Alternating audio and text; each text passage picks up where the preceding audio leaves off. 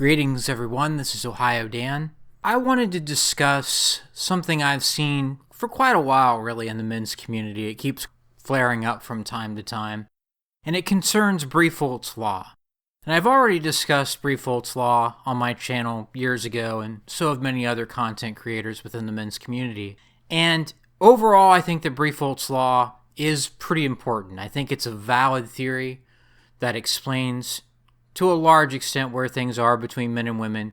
It doesn't explain everything by itself, but it's one of the main pieces to the puzzle that really can inform men on what they're up against in relationships today. And I want to discuss how the antithesis of Briffault's Law is basically the way that men choose to date, the way that men tend to go about relationships. And I want to respond to a criticism of Briffault's Law while I describe where I think things are between men and women in that regard.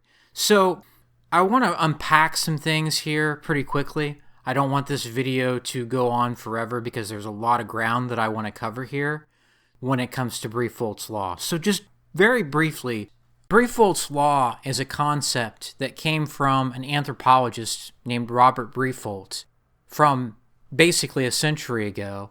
And his observation was that in various animal communities, the female determines the conditions of the family unit, not the male. And when the female of the species doesn't benefit from having a relationship with a male of that species, no such relationship occurs. It's based on whether the female gets something out of it or not based on whether the man, or the male, in the case of looking at animal species, gets something out of it or not.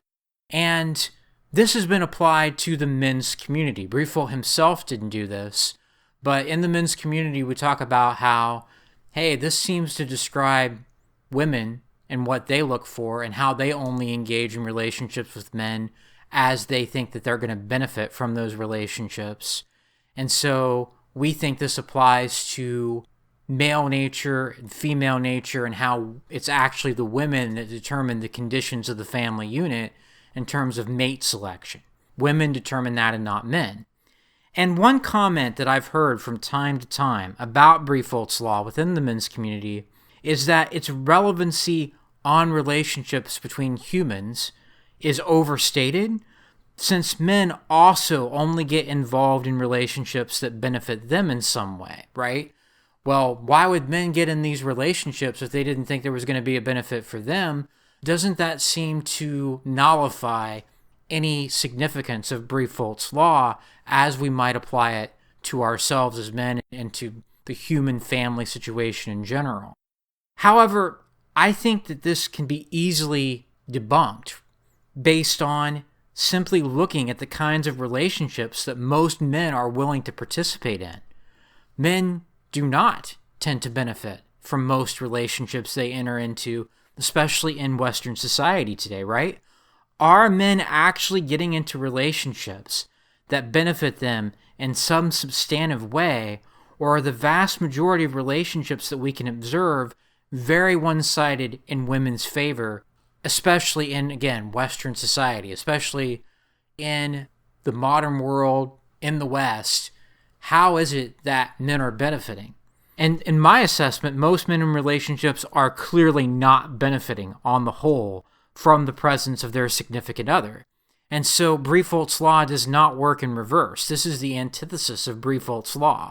If this applied to men, men would be in relationships that they benefited from as well, and that's not what I see going on for the most part. For the most part, I see happy wife, happy life, women divorcing men, taking half their stuff, men still getting married despite that in many cases. I know that you could say that more men are waking up, but it's happening very slowly overall. Guys are still getting into bad relationships that don't benefit them in any tangible, objective way. Now, maybe you could argue that men think that they're going to benefit by getting sex and intimacy on a regular basis, or by getting love, or buying into these romantic ideas, but there's no actual benefit there. And that's the difference. If making a decision based on true self-interest, most men would in fact be choosing a MGTOW-like approach by necessity based on the options available to them in the current environment. Most relationships that I see do not benefit men. Men are the providers and protectors. Men are risking losing half their stuff, losing access to their children, risking false allegations by dating women that they work with that could ruin their career with the post-Me Too environment that we find ourselves in. And so I really think that no, there is very little benefit for most men in the relationships that they're choosing today, the ones that are still dating or participating in relationships. Further, I think this mistaken assumption about Briffault's law somehow working both ways often stems from a lack of sufficient understanding about the differences between male and female nature.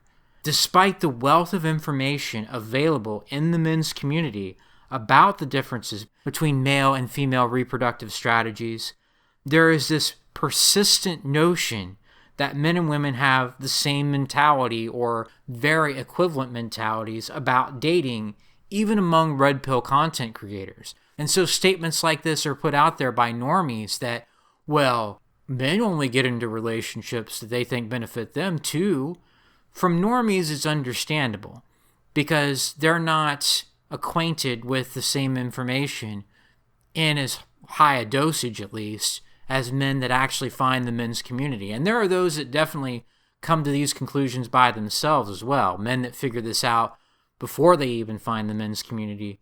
But from people that are just indoctrinated into the men and women are just the same way of thinking, it makes sense that they would believe that, well, if women get into relationships that benefit them, men are doing the same, so that doesn't even have any relevance here. But I see this within the men's community. Men that are respected in many cases, men that make good content will still say this, that, well, Briffault's law is not valid because men are only getting into relationships based on their interests as well, and yet we see men thinking with their dicks. We see men getting married over and over again, getting divorced, never learning from that experience sufficiently, going through the same process, thinking there's going to be a different outcome. And I'm not trying to be too cynical here. I know I'm pretty cynical in most of my videos to a degree, but it's just a matter of where is the benefit? If you're going to say that Briffault's law applies to men as well, where is the benefit from the average guy getting into a relationship today, assuming he's going to do that? If men were really only looking at what benefited them and only engaging in relationships where there was some sort of substantial overall benefit, they wouldn't be getting into relationships with Western women. They'd be moving overseas, or they'd be choosing to just abstain from dating altogether if men really were focused on their own benefit.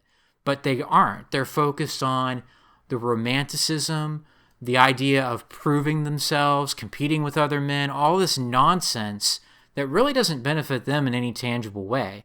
You could be the provider and protector, and the woman could still get pregnant from some other guy, and you think you're doing the right thing by manning up and taking that kid as yours and just assuming that this is actually your child, and then she leaves you and you get to pay child support. Men are still engaging in this kind of stuff pretty much willingly because, frankly, guys, when it comes to this in particular, I have to admit, women do a better job than men at selecting partners. Now, I don't mean that in terms of the kind of guys that they may get pregnant with outside of a relationship. I don't mean that in the sense of actually choosing a stable man in every case.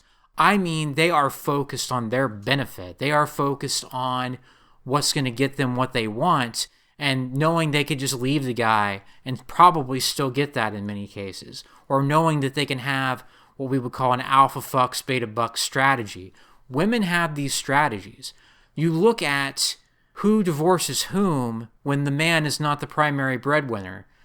How in the world is that really high divorce rate not explained by Briffault's law in terms of women acting on their self-interest and going for more resources, right? The man doesn't benefit them if they're making more money than he is, but yet a man will gladly, in many cases, still take on this provider-protector role and have done this for generations, arguably for centuries in the past, at least, probably throughout most of human history. Men have measured themselves as providers and protectors, and for what? So that they can make the woman happy, so that they can invest in their children, but it's not really beneficial to him. There's no benefit for the guy taking on that role, especially today when there's no obligation for the woman that you're with to even stay with you. And so I think that's BS, this idea that, well, you look around and men are only getting into relationships that benefit them. No, they're not. That's one of those things that it may sound like a good argument for the first 2 seconds that you think about it, and then after that it sinks in that, wait a second, no, men are not getting into relationships that benefit them. Men are getting screwed over on a continuous basis. Even if men don't have a whole lot of foresight in terms of really being honest about the dating scene and really being honest about what could happen in a marriage years down the road, even in the short run, men are just basically going after pussy. There's no actual benefit for that beyond getting laid. There's no actual benefit in taking that path beyond just short-term gratification. But if you look at it from an objective point of view as a neutral observer, most men are not actually benefiting from their significant other. In reality, women are far more likely to get into or stay in relationships only when there is a net benefit for them, while men often seek out relationships based on factors such as sex and romanticism that do not lead to any lasting benefit on their end. And so this idea that Briffault's law is reciprocal is just false. This is the antithesis of Briffault's law. Men are getting into relationships that don't benefit them, basically for foolish reasons, because women are smarter when it comes to this. I'm just going to be honest and say this. This is one area, one arena, where women have the better plan. They have a blueprint for what they want, and men buy into all this nonsense and also basically don't control their hormones, right? They don't control their sexual desires at all, and therefore they make foolish decisions that are not beneficial to them. And so why is all this important? Well, I think we should keep in mind when evaluating the options that men have available to them, particularly with the traps that men who continue to date can find themselves in as a result of these different dating strategies, these different ways of thinking about what a relationship is for. We need to be aware that most men are not going out there, even if they feel like they have to have kids and they have to do it in this society, they're not vetting women well, they're not looking at what's beneficial for them, they're making dumb choices by and large, the men that continue to date. And it doesn't really do them a service to say, well, everybody's just in it for themselves, so there's this even playing field, and more or less you can not be worried about it because women think just like you do, more or less.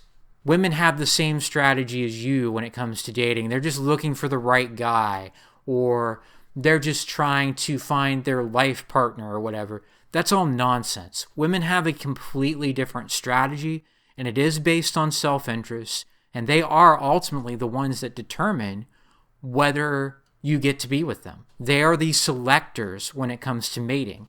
And that is kind of the point, as far as I'm concerned, of why Briffault's law is valuable, why it is true, in essence, when it comes to describing the situation from a guy's perspective, or really just an overall perspective of how men and women get together.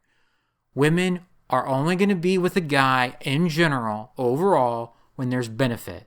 When a guy gets sick, when a guy loses his job, when he can no longer play his role, in most cases the woman is going to leave him, especially if she thinks she has better options. The inverse of that is not really true. Men can, in some situations, be assholes and leave a woman when she gets sick or when she gets fired from her job, but in most cases men don't care about her job to begin with because it doesn't benefit him from the start. In most cases, men will be loyal far more often to their female partners than women will be loyal to the men that they're with. That's just what I see. Now, you can dispute that based on other observations that you may have that you think are different, but in my opinion, this is just complete bunk when someone in the men's community says, well, Briffault's law works both ways, so it's really not meaningful. No, it doesn't. Men do not get into relationships by and large that actually benefit them. Men get into relationships, frankly, for foolish reasons in many cases, or because they're indoctrinated with this idea that it's virtuous to have this traditional way of doing things in a relationship when really you're just getting scammed. Women have the upper hand when it comes to this because of factors like Briffault's law. And a lot of these guys, honestly, should know better. Perhaps we should be wary of those who don't seem to understand the differences between the tangible benefits that women demand, in many cases up front, to be in a relationship with them, and the aspects that drive men toward relationships that aren't particularly about their benefit. And just to be fair, to sort of look at it from the other side, I get that there are women that get into physically abusive relationships, and they stay in those relationships, and the relationship is clearly not beneficial to them because of the abuse. You could argue, well, maybe she stays in that relationship because she feels like he could protect her from somebody else, but really you're just talking about, for the most part, young, naive women that don't know the difference between a true masculine man and the bad boy, because they've never been taught what that positive version of masculinity in a man looks like. And they think it's to their benefit to be in that relationship, but that's because of their lack of experience, their youth, in some cases their own stupidity, right? There are dumb women that don't make good choices when it comes to the men that they select. And it's true that men can use women for sex, but that's not really about any sort of long-term benefit either way, right? That's just sex. That's not really the same thing as a relationship or a marriage. Sure, the woman could get pregnant, but they have ways to get around that too, as we know. Women have these tools even when they do make poor relationship choices that aren't to their benefit. But to be fair, there are definitely women out there that don't get into relationships that are actually good for them, that don't really benefit them overall.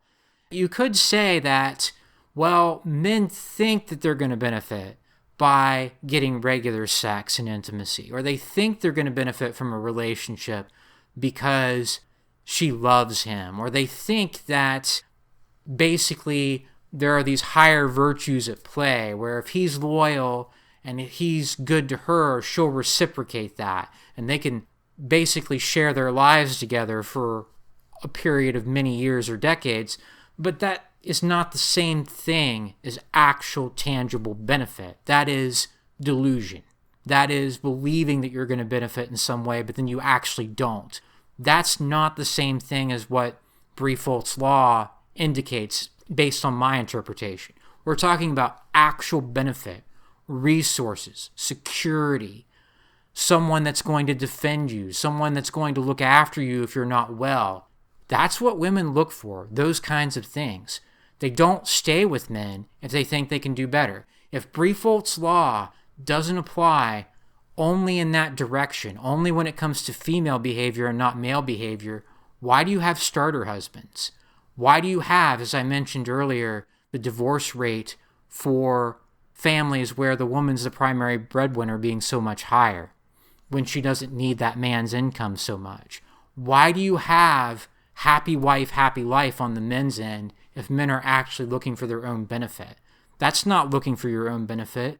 That's being self-sacrificial for a stupid reason in most cases, or because you're trapped in that relationship, to be honest. These concepts don't make sense. The 80-20 rule or the 90-10 rule, depending on how you want to interpret it, that's women only looking at the men that they think will benefit them, along with social factors that have, in this culture, made women think that they are more valuable than they actually are, so they need an even better man. Women are acting on Briffault's law when they apply the 90-10 or 80-20 rule. Men have no such rule that applies to them, because men are looking for things that, frankly, they probably shouldn't be looking for, which is just, is she hot? Is she nice? Do we have some interests in common? And will she fuck me? That's honestly what a lot of guys look for. And then they'll find the first woman that actually seems to have interest in them, or maybe not the first woman, but one of the women randomly who they happen to have that seemingly good honeymoon phase with, and then when it blows up in their face, they'll just go do the same thing over again. That's not actually seeking out any sort of real tangible benefit. And so I have strong opinions about this, guys. I think that this is an indication when someone says, well, Briffault's law goes both ways. They may not know what they're talking about, to be honest. That they may not be accepting of male nature and the differences between male nature and female nature. Men do not benefit from most of the relationships that they're in with women today, in my opinion, at least in Western culture. And so that's the point I want to drive home, is that sometimes these guys may not know what they're talking about. And I'm not trying to pick on any one particular group here. I just see this every now and then, and it astounds me that you could be familiar with the content in this community, know what Briffault's law says, and even if you're skeptical about aspects of it, or you want to modify that theory a little bit, I don't have a problem with that. But to say that men and women are both looking for benefits in relationships at the same level, no, they're not. Women are doing this. Women will leave you if you get sick, if you lose your job. Women will monkey branch to a bigger, better deal. Women will divorce you if they don't think they need you anymore. And it's based on their benefit. Men, by and large, won't do these things. Men can do bad things. They can use women for sex and whatnot. But for the most part, when it comes to actual relationships, men do not really make decisions that benefit themselves the way that women do. And this is the antithesis of what Briffault's law means, in essence. This is the antithesis of what we talk about when it comes to women's dating strategies. Men's dating and reproductive strategies are really not the same. And I think we do a disservice to the community when we act like, well, Briffault's law is just negated and we can just ignore it because everybody gets into relationships based on what benefits them. No, based on what I observe, for the most part, men aren't doing that.